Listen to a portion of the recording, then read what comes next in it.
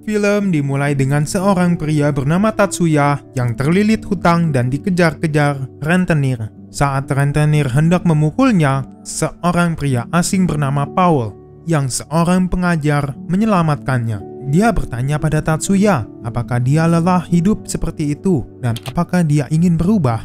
Tatsuya yang bersyukur telah diselamatkan mau mengikuti Paul. Kemudian dia dibawa ke sebuah tempat yang dikelilingi oleh pagar dan tembok yang tinggi. Kita melihat ada beberapa orang juga yang mendaftar di tempat itu. Seorang pengajar memasang semacam chip di belakang leher setiap anggota baru. Kemudian mereka disuruh untuk mengambil hoodie dan kunci dari locker yang telah ditetapkan. Lalu ada arahan bagi mereka untuk membaca buku yang berisi aturan-aturan tempat itu. Tatsuo membaca kalau sekarang dia adalah penduduk sebuah kota. Dia pergi ke kamarnya sambil membaca dan mengunyah biskuit.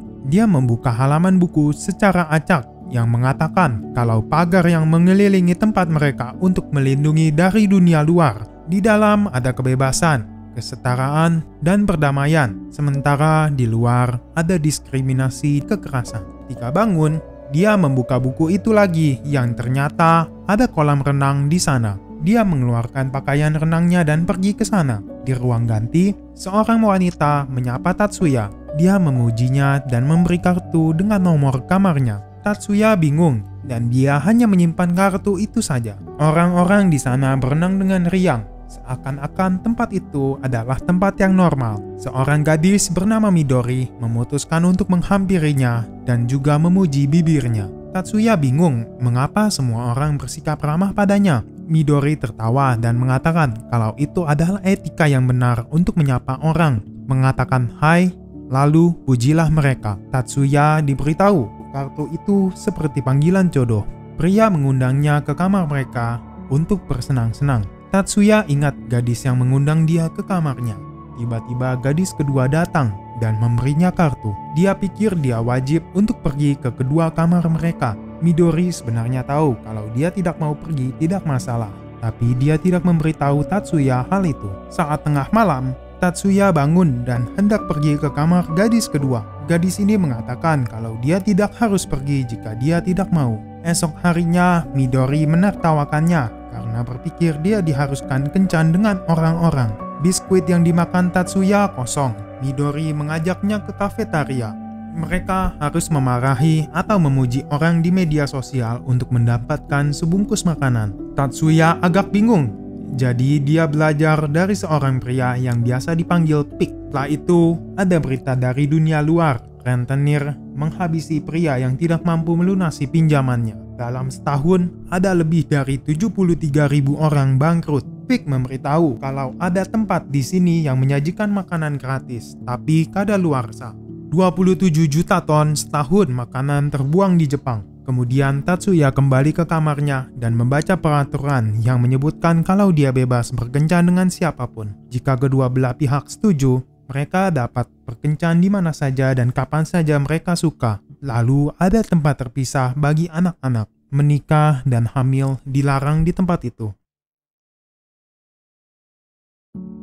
Ada lebih dari 100.000 aborsi per tahun di Jepang. Komunitas ini mencoba untuk mengurangi angka itu. Suatu hari, Midori mengajak Tatsuya untuk berjalan-jalan keluar. Hari di mana mereka ke dunia luar dan melakukan beberapa tugas secara bergantian. Seorang pengajar akan bersama mereka untuk memastikan tidak melarikan diri. Jika mereka melakukannya, para pengajar memiliki alat yang akan membawa mereka kembali dalam sekejap. Pertama, mereka dibawa ke kantor pemilihan umum dan disuruh untuk memberikan suara untuk politisi tertentu. Setelah bekerja, mereka pergi ke restoran dan menikmati makanan lezat. Di suatu tempat, ada dua pekerja sedang membersihkan rumah sambil kebingungan kemana pemilik rumah itu dibawa. Mereka memperhatikan kalau orang yang memiliki masalah keuangan sering dibawa pergi oleh laki-laki berseragam kuning. Mereka telah mendengar desas-desus tentang kota rahasia pemerintah. Ada wanita yang memberi Tatsuya kartu kamarnya dan mengatakan kalau hanya ingin berpelukan.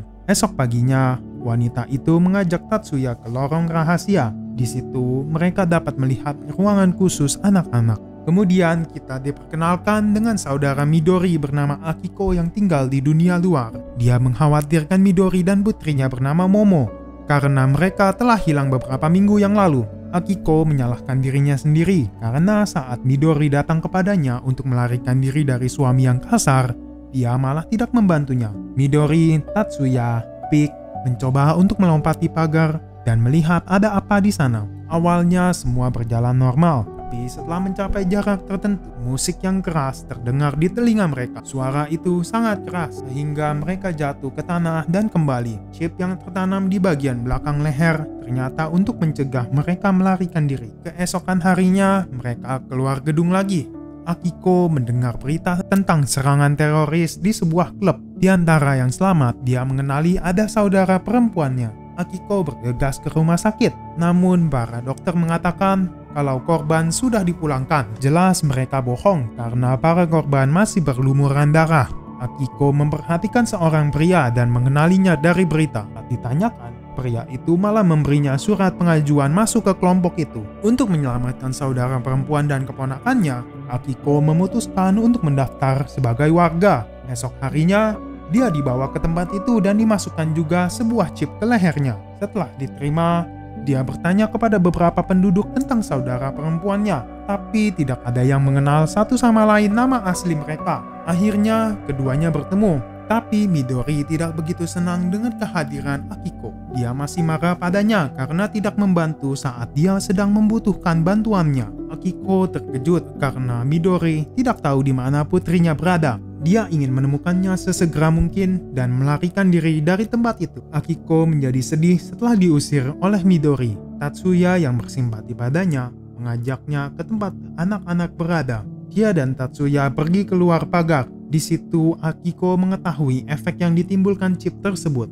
Namun Akiko tetap bertekad untuk membawa Momo keluar dan membesarkannya. Pekerjaan berikutnya, warga ditugaskan untuk berbaring di jalan dan memprotes beberapa kebijakan. Setelah muak dengan pekerjaan yang tidak masuk akal, Akiko bersiap untuk meninggalkan tempat itu. Tapi Tatsuya menghentikannya dan membawanya kembali ke dalam kelompok. Dalam perjalanan pulang, Tatsuya memberikan kartu kamarnya dan menyuruh untuk datang ke kamarnya malam hari. Dia menunggunya, tetapi Akiko tidak datang-datang. Jadi dia menghampiri kamar Akiko. Ketika Akiko membuka pintu, Tatsuya langsung mengajak dia kabur saat itu juga. Akiko setuju, tapi dia ingin membawa keponakannya juga. Mereka menyalakan alarm dan mencuri kunci penjaga, lalu menjemput Momo. Ketika mereka berjalan keluar pagar, mereka berpikir kalau dapat menahan rasa sakit dari chip tersebut. Namun, ketika chipnya mulai bekerja, mereka tidak dapat berjalan karena sakit yang amat sangat. Seorang pengajar menemukan mereka dan mematikan chipnya.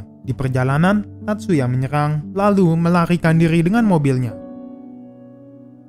Akhirnya mereka dapat bebas, tapi mereka tidak punya uang. Bahkan rumah Akiko telah dijual oleh komunitas itu dan tidak tersisa apa-apa lagi. Tatsuya mencuri makanan untuk mereka bertiga. Situasinya sangat buruk karena chip akan meledak jika mereka menjauh dari mobil. Chipnya telah meledak sekali dan menyakiti Akiko. Tatsuya segera membawanya ke rumah sakit, tapi tidak punya uang untuk membayar tagihan. Tiba-tiba Paul datang dan bertanya pada Tatsuya bagaimana mereka akan bertahan hidup. Tatsuya mengatakan kalau dia akan bekerja dengan baik di pekerjaan yang normal. Paul menghinanya dan memberi undangan masuk ke komunitas itu lagi. Di adegan akhir, melihat Tatsuya, Momo, dan Akiko tidur bersama. Mereka menjalani kehidupan yang lebih baik. Tatsuya bangun dan akan siap-siap pergi bekerja. Akiko yang sedang hamil kembali tidur dengan Momo. Ternyata Tatsuya memang kembali ke fasilitas itu lagi, tapi kali ini sebagai karyawan. Terima kasih telah menonton dan jangan lupa untuk like dan subscribe video kami yang lainnya.